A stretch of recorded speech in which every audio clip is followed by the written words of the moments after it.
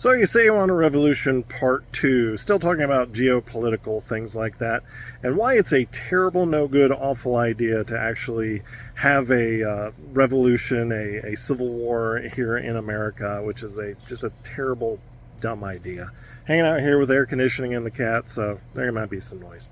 So geopolitically, there is a mainland country that right now isn't invading a island country because there's a United States military that is not completely messing with all kinds of civil war problems in their own country, so they're not going to invade unless they think they can get away with it. The Poutine, not the Canadians.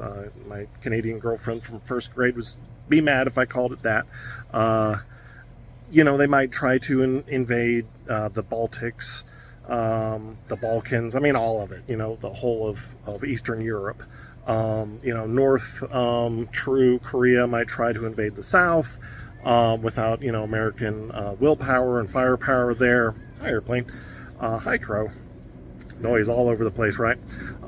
And you'll have all kinds of just random battles everywhere. Stuff with the authoritarians just go crazy.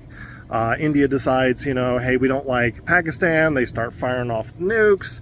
We have just a small nuclear war, nothing terrible, and that still is going to affect the climate, still going to affect global destabilization, all that stuff. So right now, because America spends, 8 times the amount that our next under us or the top 8 other below us for military spending, we're kind of the giant gorilla in the room where if anybody tries to do stuff and we're like, no, we don't like that, that could be a big deal. So having that not in place anymore because there's civil war and there's Americans killing Americans and the military is trying to deal with that, that can cause a whole lot of destabilization in and of itself in the world, which could cause a whole lot of problems everywhere for everybody.